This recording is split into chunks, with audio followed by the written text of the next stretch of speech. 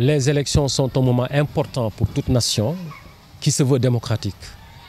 C'est un rendez-vous avec un homme et son peuple et le choix est donné à chaque citoyen qui remplit les conditions de choisir librement celui qui doit présider aux destinées de sa nation. Au Sénégal, le processus électoral, quand on parle de processus, il y a plusieurs étapes. La première étape, c'est d'abord la période de révision ordinaire des listes électorales, qui va durer 6 mois, suivie de la révision exceptionnelle des listes électorales, qui permet aux anciens électeurs de changer lorsqu'ils veulent le bureau de vote ou d'apporter de nouvelles informations par rapport à leur statut. Et c'est important également comme période. Ça aussi, il y a un temps bien déterminé pour cela. Après tout ça, il y a la déclaration de la candidature à la candidature. Là, chaque formation ou individu montre son intention de vouloir effectivement postuler pour être président de la République du Sénégal.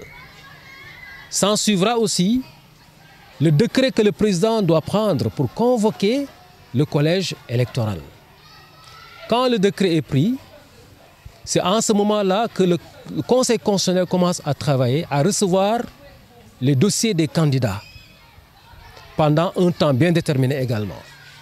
Un dossier des candidats qui sera composé de plusieurs choses. D'abord, la question de la nationalité exclusivement sénégalaise. Ensuite, il y a la caution, le paiement de la caution au niveau de la caisse de consignation qui est sanctionné par un récépissé qu'on te donne de dépôt et que tu mets dans ton dossier, le casier judiciaire numéro 3, sans compter également les parrainages. On n'entrera pas dans le détail pour les parrainages, mais les parrainages également qui comptent et la caution qu'il faut également verser. C'est l'ensemble de ces choses-là que le Conseil constitutionnel sera appelé également à vérifier. Et le Conseil constitutionnel aura également un moment pour vérifier. Et après ça, le Conseil constitutionnel va afficher ou proclamer ou livrer la liste des candidats qui sont officiellement retenus pour faire partie de la course pour la présidentielle. Au même moment, ce même décret qui convoque le corps électoral organise également l'administration pour que celle-ci, également parallèlement à ce qui se fait au niveau du Conseil constitutionnel, travaille pour le matériel électoral, l'impression des bulletins, également le toilettage des centres et bureaux de vote, la carte électorale. Tout le monde travaille en ce moment. C'est une machine qui est lancée, si vous voulez. Et après ça, il y a aussi le Conseil constitutionnel, après avoir affiché, il y a le délai de recours qui est accordé pour que lorsqu'un autre ou un Sénégalais a des reproches à faire sur une candidature, donc qu'il puisse le faire avant que la liste définitive soit retenue par le Conseil constitutionnel.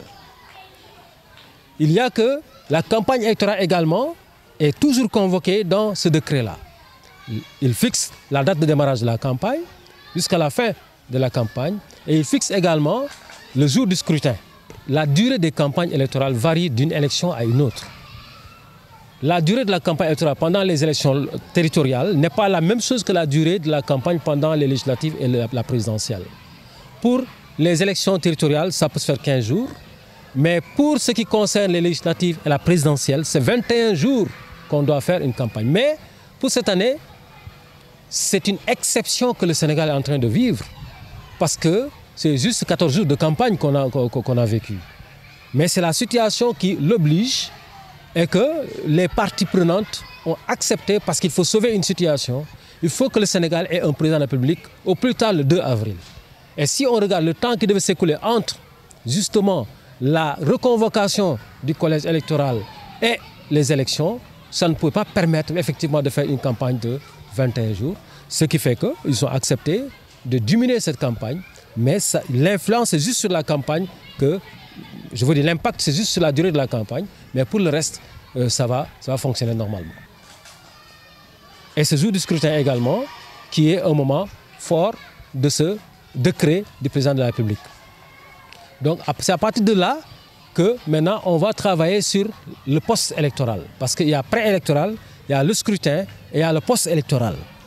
Post-électoral marqué par la remontée des PV, ensuite la déclaration provisoire, des résultats provisoires au niveau départemental par donc, la Cour d'appel.